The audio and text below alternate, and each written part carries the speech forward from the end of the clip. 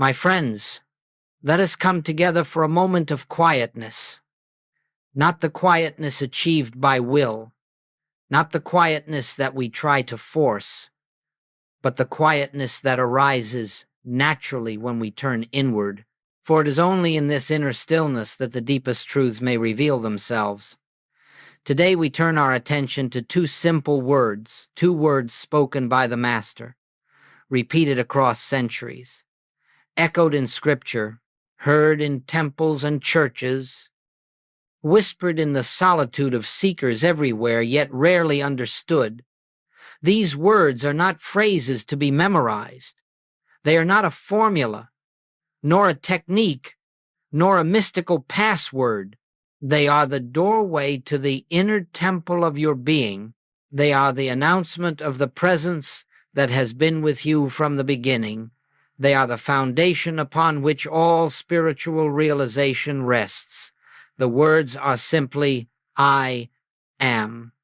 When Jesus declared, I am the way, the truth, and the life, he was not speaking of a man. He was not pointing to a personal self.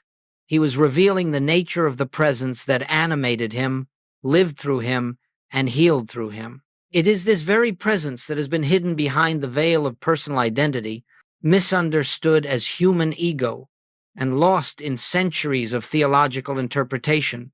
But as we gather in consciousness now, we set aside all interpretations, all inherited beliefs, all preconceived ideas. We come not to learn about the I am, but to discern its activity as the essence of our own being. For you see, the I am is not a name. It is not a statement of human personality.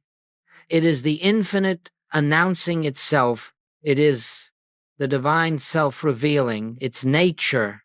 Every time the Master spoke those words, he was opening the curtain and allowing us to behold the eternal truth, that God is the I of you and the I of me. Let us linger here gently, for this is not something to be rushed.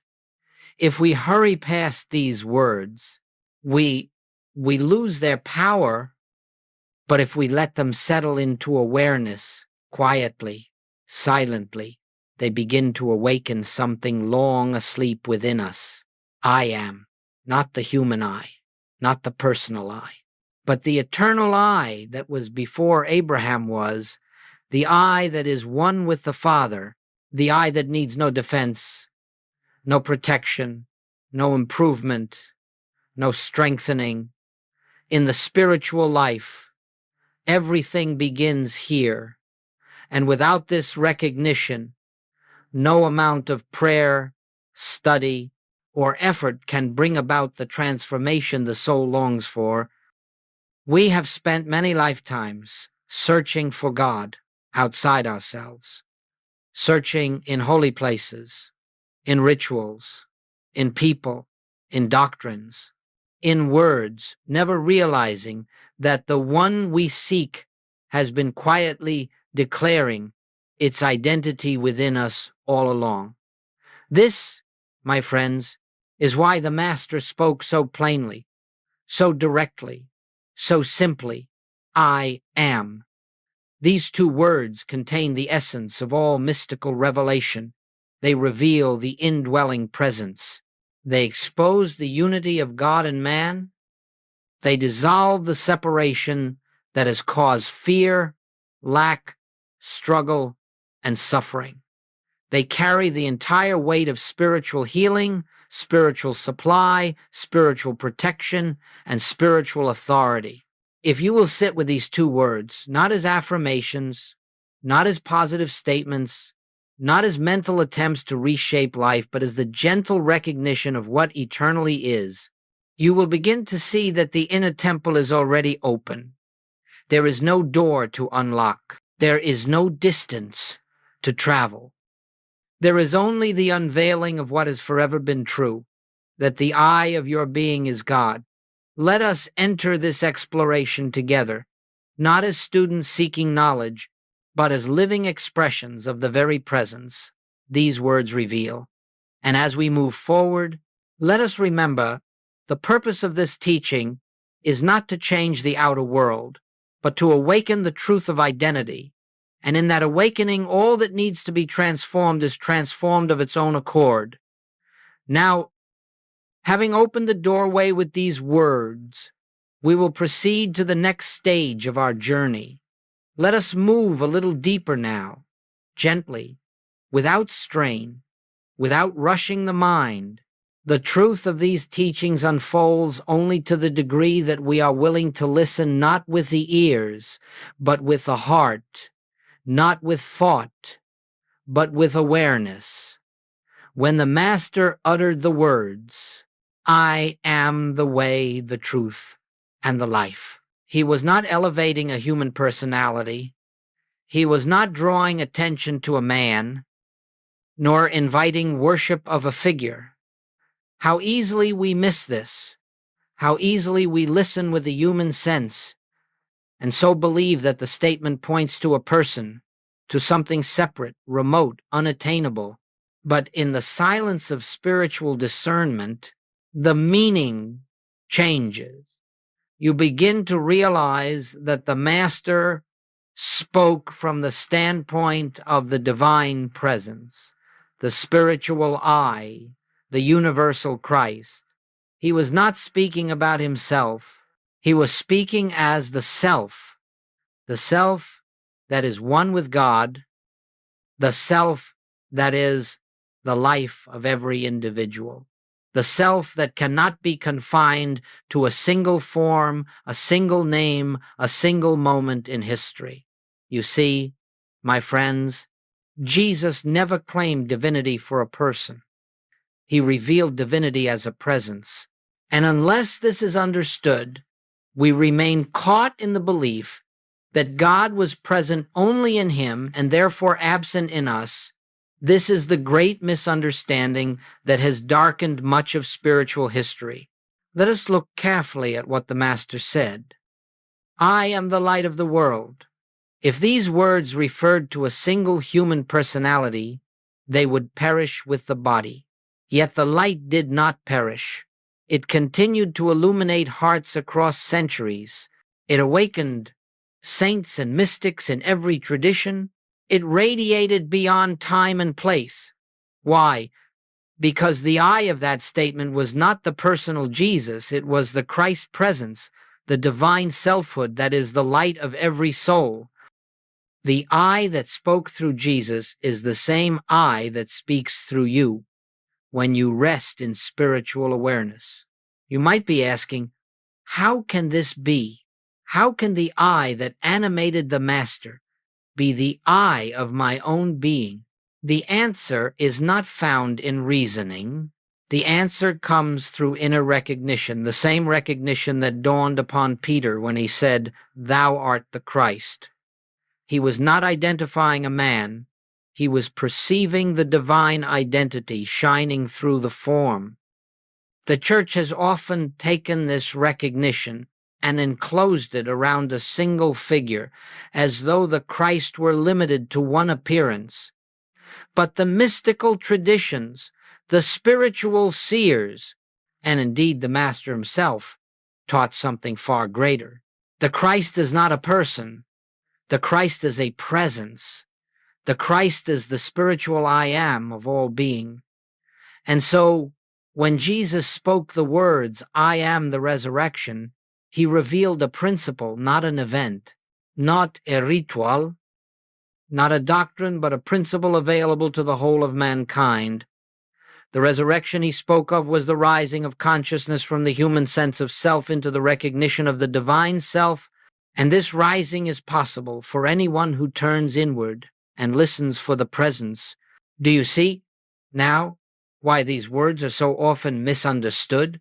We have read them with the human mind, which sees separation, hierarchy, distance.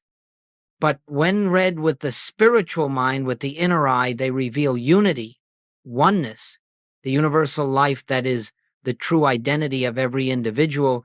This is the point at which the teaching moves from admiration to realization. It is one thing to admire Jesus. It is another to understand the consciousness from which he spoke. For in that understanding, the same consciousness begins to awaken within you, not as an imitation, not as a striving, but as a quiet recognition of what has always been true. So let us hold this clarification gently but firmly. When Jesus said, "I am," he spoke not as a man about himself. He spoke as the divine presence announcing its nature. He spoke as the universal I am, which is the life of all. And the moment you hear these words as the voice of your own true self, the scriptures open, the heart opens, the inner temple opens, and you begin to walk a path not of belief, but of realization. We will, in our next section, look more deeply at how the human sense of I hides the divine I am, and how this mistaken identity becomes the root of all suffering. Now let us turn inward once more, for we are approaching the central turning point of spiritual unfoldment. In truth, the entire structure of suffering rests upon a single misunderstanding, one so subtle, so deeply ingrained, that humanity has rarely questioned it. Yet the moment this misunderstanding is corrected, the cords of suffering begin to loosen, and the light of spiritual freedom makes itself known. The misunderstanding is simply this: we have mistaken the human I for the divine I am. We have taken the sacred word I, the very name of God, and applied it to the body, the emotions, the thoughts, the conditions of human existence. And in this unconscious act, we bind ourselves to limitation because we believe that the I, which appears to suffer, is the true self. Each time we say, "I am sick, I am afraid, I am lonely, I am failing," we attach the holiness of the divine I to a temporary appearance. We unite the limitless with the limited, and in that fusion arises confusion. Now, the infinite cannot truly be limited, but we can believe it is, and that belief becomes the fabric of human experience. For the Master taught, and Goldsmith reminded us, that experience conforms to identity. As a man thinketh in his heart who he is, so is his experience shaped. Let us look gently, quietly, at how this confusion operates. A feeling arises, perhaps fear. Immediately the unawakened mind says, "I am afraid," but who is this I? Is it the body? Is it the passing emotion? Is it the conditioned mind? Or is it the divine presence that is the same yesterday, today, and forever? Can the infinite be afraid? Can the I that Jesus spoke of be threatened? Can the eternal suffer the fluctuation of moods? You see, it is not the fear itself that binds us, it is the false identification with it.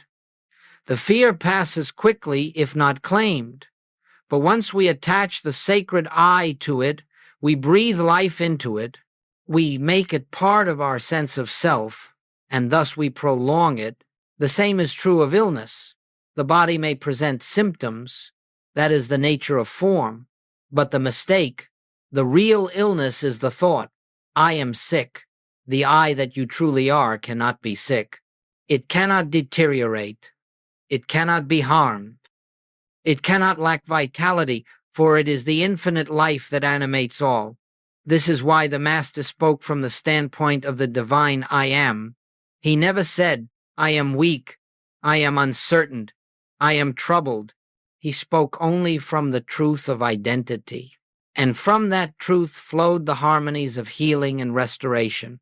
My friends, all suffering comes from believing that the human sense of I, the personal, limited, changeable I, is your true identity. This false sense of self is the only thing that can fear, the only thing that can lack, the only thing that can be wounded or offended. When you identify with it, you live in its bondage. When you withdraw identification from it, you discover that the divine I am has been yourself all along. The entire spiritual path, as Goldsmith taught, is not a journey of improving the human self. It is the recognition that the human self was never you.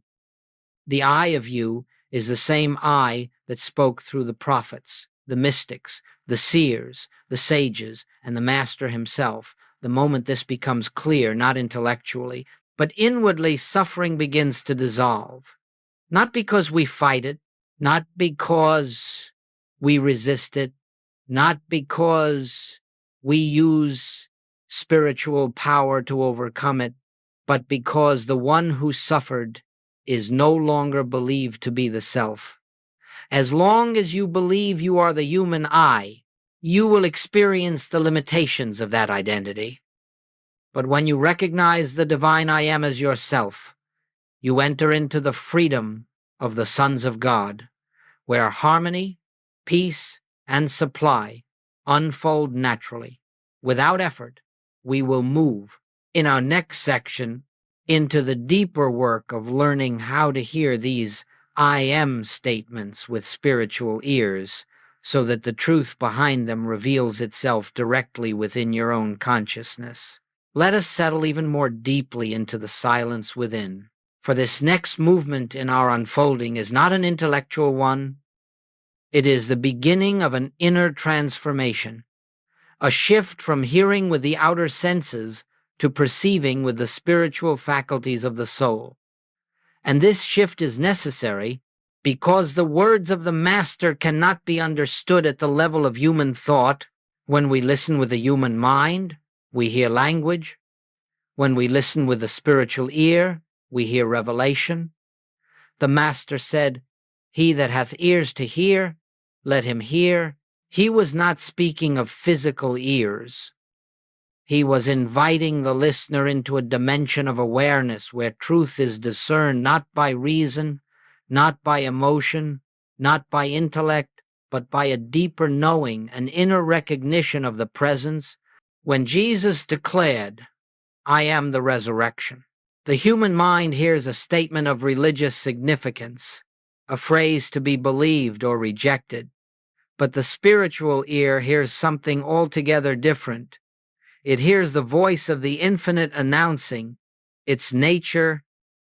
I am is the rising of life out of limitation, out of despair, out of fear. I am is the eternal, ever-present activity of God expressed in and as individual being. In this way, the scriptures cease to be ancient words. They become a living presence, speaking directly to your consciousness. You discover that you are not reading truth, you are being addressed by truth. Let us take another example. When the Master said, "I am the light of the world," the human mind interprets this as a title. Jesus is the light. But the spiritual ear recognizes that the light he spoke of was not personal. It was the divine light, the universal Christ, shining through him, radiating as him, and available to radiate as you. This is why Goldsmith taught that the Bible must be read not historically, but spiritually. If we read it as history, we are inspired but unchanged. If we read it as revelation, it awakens the truth of our own identity. Now let us practice this inwardly. Let us take the statement, "I am the way." Close your eyes inwardly, not physically, but in awareness, and hear the words again slowly. I am the way. Do not hear them as though spoken by another. Do not hear them as though they came from outside. Let them arise within you from the depth of your own being. Let the I that speaks be the I that lives you, breathes you, sustains you. Notice what happens The words begin to gently detach from the personality of Jesus and reveal themselves as universal truth. You begin to sense that the same presence that walked the hills of Galilee speaks within your own consciousness at this very moment. You see, the spiritual ear hears truth impersonally. It hears the universal, not the personal. And in this shift, the teaching stops being something you admire and becomes something you embody. This is why Goldsmith emphasized again and again, truth is not in the words. Truth is in the consciousness behind the words. The words are but symbols. They point, but they are not the reality itself. And so our task is not to memorize scripture, but to cultivate the inner stillness in which the living truth reveals itself.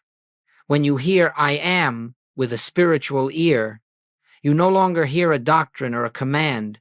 You hear the divine self announcing its presence. You hear the truth of your own being speaking to itself, and this recognition becomes the foundation upon which spiritual healing, spiritual supply, and spiritual harmony naturally unfold. You do not try to make these things happen. You do not use truth as a power. You simply recognize the I that is already whole, already complete, already one with God. And so I invite you, in the quiet moments of your day, not in formal meditation alone, but throughout ordinary activities, to listen inwardly for this I am, not as a sound, not as a voice, but as a gentle awareness that transcends the thoughts that pass before it. It is there, always present, always available, always whispering. Its identity, as you listen, the shift begins. You cease hearing the words of Scripture with the mind. You begin hearing them with the soul. And when the soul hears, it recognizes its own nature in our next movement. We will look at the great error that arises when people try to use these holy words as techniques or tools, and why the I am can never be employed by the human self, but only revealed by divine grace. Now, my friends, let us move with gentleness into a matter of great importance, one that has confused seekers for centuries and continues to do so in our time. It is the tendency, almost universal in human consciousness, to take spiritual truth and attempt to use it, to take the holy and employ it for human advantage, to take the divine name and wield it as a personal tool. And this, more than anything else, is the cause of spiritual disappointment. You see, the sacred words, I am, were never given as a technique. They were never intended to be used by the human mind to accomplish human ends. They were revealed as truth, not as a device. They are a recognition, not a power to manipulate. In fact, the very moment the human self tries to use the I am, it loses all access to its real meaning. Goldsmith made this clear again and again. Truth is not a power to use. Truth is a presence to behold. Let us pause and feel the weight of that. Truth is not a power to use. It is a presence to behold. And there is a world of difference between the two. When the personal self says, I will use I am to attract health, to draw abundance, to manifest success, it has already missed the essence of the teaching. Why? Because it assumes that the human mind stands outside the divine and can call upon it like a servant. It assumes that the human being can reach into the infinite and pull forth blessings at will. But the spiritual principle is the exact opposite. The human self can do nothing. It can accomplish nothing. It cannot initiate divine activity. It cannot command God. All power is of God, said the Master, not of man, and the I am is God.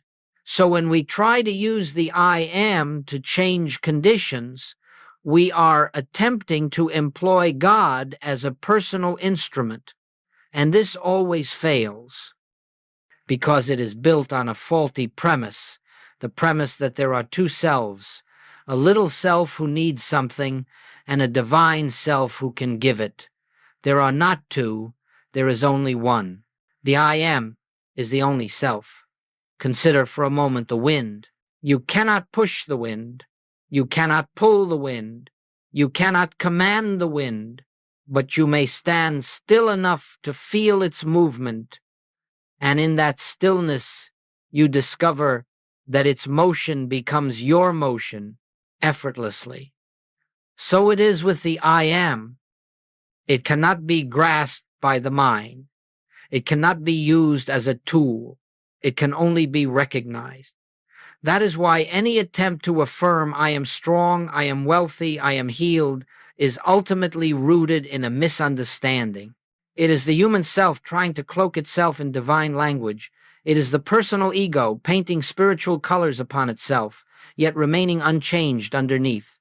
Goldsmith would remind his students, you cannot make truth true by affirming it. Truth is already true. God is already the eye of your being. Supply is already infinite.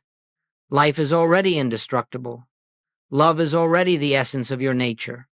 The role of the seeker, then, is not to use truth, but to witness it, not to employ the I am, but to yield to it, not to manipulate, but to surrender. When you stop trying to use God, you begin to feel God. When you stop trying to make the I am produce results, the presence reveals itself. When you cease striving, you discover that grace has been operating all along. Let us take a moment here, a moment of silent humility. Let us acknowledge that the human self has no power. Let us release any urge to control, to direct, to compel, and let us rest in the knowing the I am is the only power. The I am is the only presence. The I am is the only self. From this recognition, not from effort, harmony flows. From this recognition, supply appears. From this recognition, health is revealed. From this recognition, peace becomes the atmosphere of our being. And now, having understood why the I am cannot be used as a technique, we are ready to enter the deeper mystery of identity, the realization that spiritual healing is never the result of fixing the human self, but of revealing the divine self that has always been present. That is the next step in our journey. Let us go forward now, slowly, quietly, for we are entering the heart of the spiritual message that Jesus lived and that the infinite way reveals. This is not a teaching about changing conditions. It is not a message about altering the body or rearranging the outer world. It is a message about identity, about who and what you truly are. Every healing that ever took place in the presence of the Master, every restoration, every release, every lifting of the veil was the result of one thing, a shift of identity, not a shift in the body, not a shift in circumstances, a shift in the center of consciousness from the human I to the divine I am. This is why the Master could heal without effort, without ritual, without technique. He saw no suffering individual to be repaired. He saw only the truth of identity, the presence of God appearing as individual being, He saw only the I am, and in the presence of that recognition, the appearance of illness or lack or fear simply dissolved for want of reality. Goldsmith described this with great simplicity. No one needs healing. They need the realization of their true identity. Sit with this. Let it sink into the heart. We are not trying to fix the outer picture. We are awakening to the truth that the picture never described, the self. Consider the woman who suffered from chronic pain. She came seeking healing, believing that something in her body had to be changed. She had tried everything, medicine, prayer, effort, and nothing had altered the condition. But when she sat in the silence with the truth that the I of her being was God, that the divine I am was the essence of her life, something subtle began to shift. She saw, perhaps for the first time, that the pain belonged to a sense of self that was never her true identity. The body may have had symptoms, yes, but the I that she truly was, the I that lived her, the I that knew her, the I that sustained her, remained untouched, uninjured, whole. And as that recognition deepened, the suffering began to fade, not because she battled it, not because she affirmed over it, but because she no longer identified herself with the one who suffered. She rested in the truth that the I am cannot be in pain, and the illusion could no longer hold. The same principle applies to supply. There was a man whose business seemed on the brink of collapse. His fear was great, for he believed his identity was tied to the business, tied to the success or failure of outer conditions. He prayed desperately for God to intervene, but nothing changed because he was praying from a false premise, the premise that supply comes from outside and that he was separate from the source. When he encountered the teaching of the I am, he discovered something revolutionary. God is not the giver of supply. God is the I of your being, and that I is infinite supply itself. The moment he recognized this not as theory, but as felt truth, fear loosened its grip. He stopped praying for supply and began resting in the truth that supply is an activity of consciousness, not a condition of matter. Slowly, opportunities opened, ideas flowed, and the outer form rearranged itself to express the inner recognition. You see, the outward change is always the last part of healing. The first part is identity. All fear, all disease, all lack, all loneliness, every discord of human experience arises because we identify ourselves as a separate, struggling, finite creature, separate from God, separate from wholeness, separate from the I that Jesus revealed. As long as this false identity stands, suffering must follow it like a shadow. But the moment we recognize even faintly that the I of our being is God, that the I am is the only self, the shadow begins to disappear, not because we fight it, but because we have turned toward the light. Spiritual healing, then, is not a battle. It is not a project. It is not a matter of using God to fix the human condition. It is the quiet realization that the human condition never described your true self. The I am has never been sick. The I am has never lacked. The I am has never feared. The I am has never been alone. And the more we rest in this realization, not with strain, not with effort, but with deep humility, the more harmony flows of its own accord. Grace reveals itself not as something given, but as the nature of the I that you are. Now that we understand this shift of identity, We are ready to explore the conscious practice that makes this realization a living experience. The sacred practice known as practicing the presence. This will be the next step in our unfolding. Let us move now into the living core of the spiritual life, the practice that transforms the truth we have heard into the truth we experience. For it is not enough to understand with the mind that the I am is our identity. It is not enough to agree with the principle, to admire it, or even to believe it. The realization must become an activity of consciousness. It must be lived, breathed, rested in, moment by moment. This is what the Master meant when he spoke of abiding. This is what Goldsmith called practicing the presence. Now, practicing the presence is not a discipline in the human sense. It is not something we force, nor something we accomplish. It is not striving for spiritual attainment. It is the gentle turning of consciousness toward the awareness of the divine I that is always present. It begins with a pause, not the pause of the intellect, but the pause of the soul, the moment in which we withdraw attention from appearances, from the world of effects, from the rush of thoughts, and allow ourselves to sink inward, where the still small voice makes itself known. This pause can happen anywhere, in the midst of work, in a moment of fear, during ordinary tasks, or in the quiet of meditation. The place does not matter, because the presence is not in place.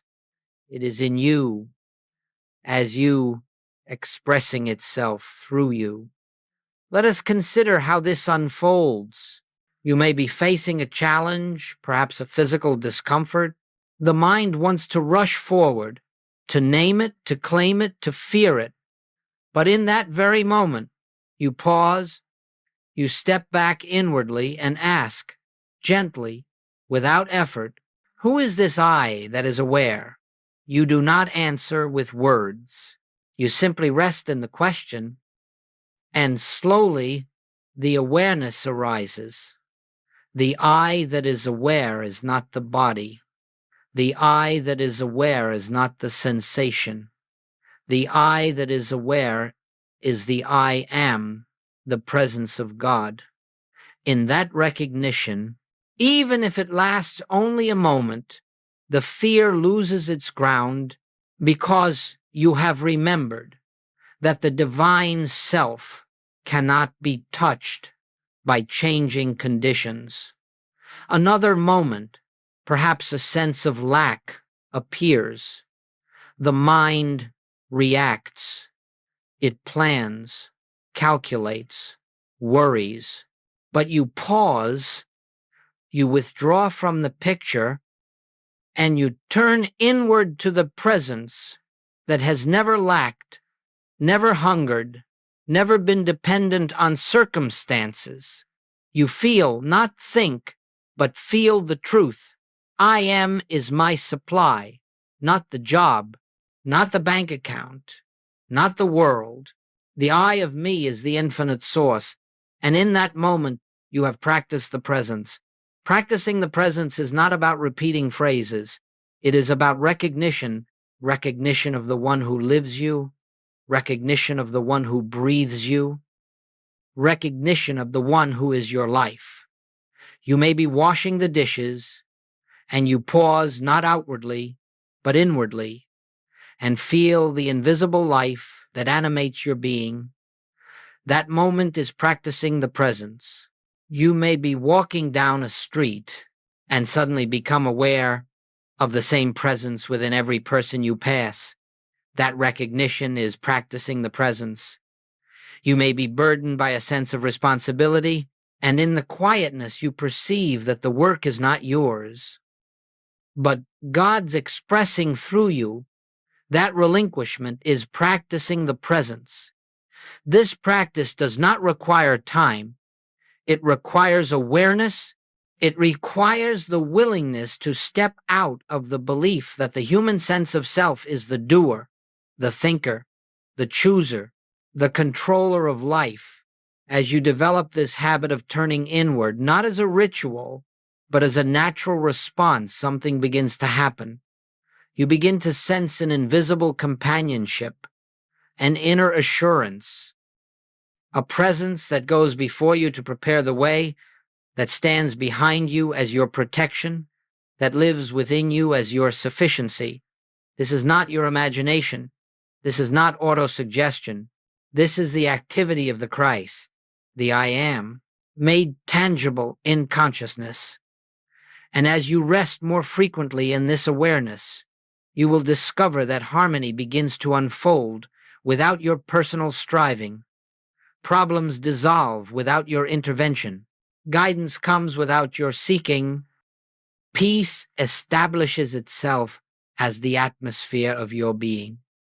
This is why Goldsmith said, "Do not try to make anything happen. Rest in the presence and let grace reveal what already is." Practicing the presence is not a means to an end. It is the end. Because the goal of the spiritual life is not the improvement of human experience, but the realization of the I that is God.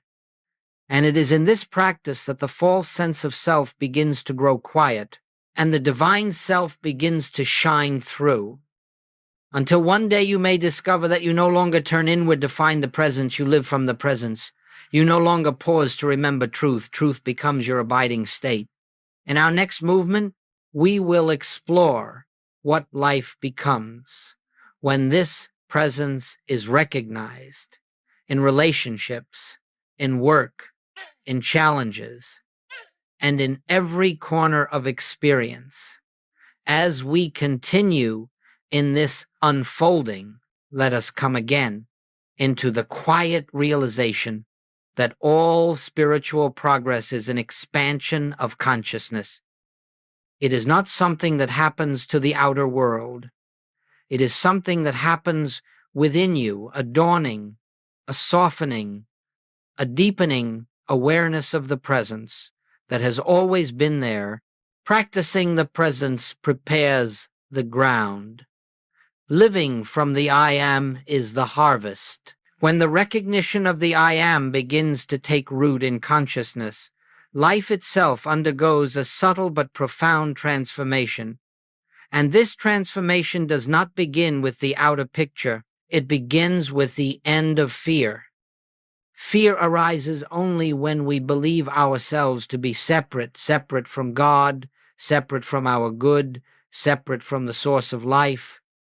But in the realization of the I Am, this sense of separation dissolves, and with it the entire world built upon it. Let us look gently at how this unfolds in daily experience. Fear loses its authority. You may face a situation that once would have frightened you, a diagnosis, a financial concern, a relationship conflict.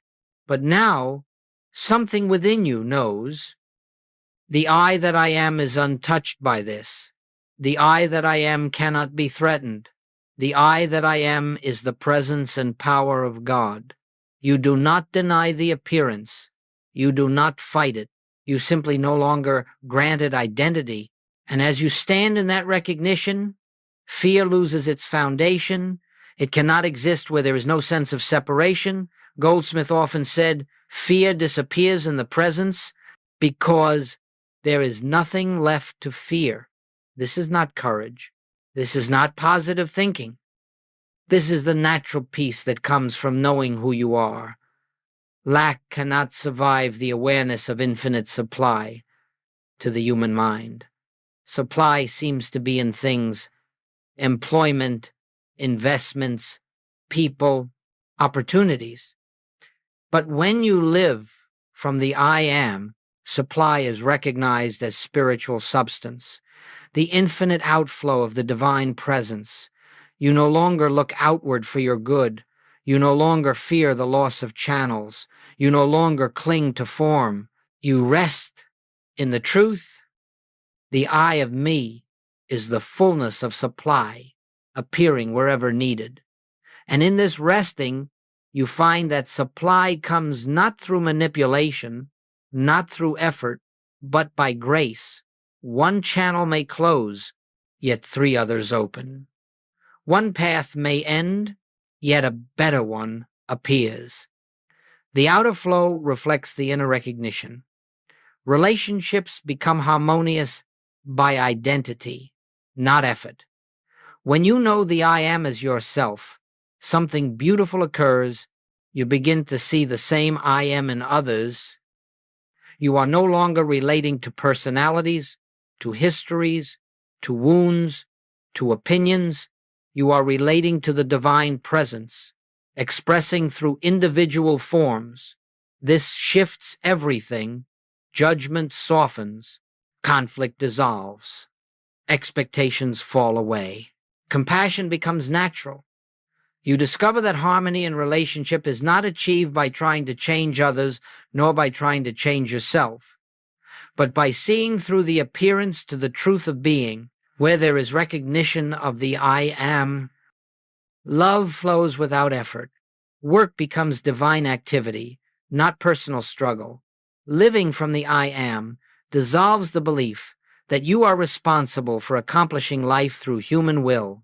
You begin to perceive that all rightful activity is God expressing through you. You do not initiate the work. You respond to the inner impulse. You do not struggle for results. You allow them. You do not worry about outcomes. You trust the divine intelligence that guides them. In this consciousness, work becomes joyful, effortless, harmonious. Ideas come without strain. Opportunities unfold without force. Everything begins to align with the rhythm of the presence. The sense of separation fades. Perhaps the greatest transformation of all is the quiet disappearance of the feeling of aloneness. When you live from the I am, you know, without needing proof, that you are never alone. You feel an invisible companionship, a presence that goes before you, walks with you, and lives as you. This is not imagination. This is the Christ, appearing as your consciousness. In this awareness, you no longer look to the world for validation or security. You no longer depend upon outer forms to confirm your worth or your purpose. You rest in the realization, I and the Father are one. This is not a statement of belief. It is the felt truth of being. And from this truth, life becomes an expression of peace. Decisions become simpler. Actions become inspired. Even challenges carry a different texture, for you no longer meet them as a frightened human self. You meet them as the presence itself. As this awareness stabilizes, you discover that the world has not changed. You have changed. You have awakened to the reality behind the world, and now the world must conform to the consciousness that beholds it. And so, my friends, living from the I am is not a mystical state reserved for the few. It is the natural state of all who recognize their true identity. It is the end of fear, the end of lack, the end of separation, because it is the end of the false sense of self. In our next and final movement, we will gather all of this into a closing recognition, a gentle return to the inner chamber where the I am stands, revealed as the only presence and power of your life. And now, my friends, let us return quietly, gently, to the place where all spiritual truth begins and ends within. Let us draw inward, as though we were entering the sacred chamber of the heart, where no noise of the world can intrude, where the concerns of the outer life fall silent, where only the presence remains. For everything we have spoken of, everything we have contemplated, everything we have opened ourselves to in this journey has been pointing to one revelation, one secret, one living truth. The I of your being is God. The I am is your true identity. This truth is not to be believed. It is to be recognized. It is to be rested in. It is to be lived. There is nothing to acquire. There is nothing to become. There is nothing to achieve. The infinite presence that walked the hills of Galilee, the infinite life that animated the Master, the infinite light that he declared as the way, the truth, and the life. That very same presence is the eye that looks through your eyes, breathes your breath, beats your heart, sustains your existence. You do not move toward God. You awaken to the truth that God is the one living you. You do not rise through levels of consciousness. You discover that consciousness has always been one. You do not travel a path to reach the divine. You remove the veils of false identity and behold the self that has never left you. This is the entire secret of spiritual life. The I am is already here, already whole, already complete, already expressing. And when you touch this truth, even for a moment, the shadows of fear lose their reality. The pressure of striving disappears. The burdens you once carried begin to dissolve, not because they have been solved, but because the one who carried them has disappeared. You are no longer the struggling self. You are no longer the anxious self. You are no longer the separate self. You are the I am, appearing as individual expression. Let us sit for just a moment in this awareness. No effort, no reaching, no seeking, simply abiding. Feel the silence, not the silence around you, but the silence within you. Feel the stillness, not the stillness of the room, but the stillness of the presence. Feel the life, not the life of the body, but the life that is eternal, infinite, incorruptible. In this stillness, you may sense what Goldsmith sensed, what the mystics have always sensed, that the presence is closer than breathing, nearer than hands and feet. It is the very essence of your being.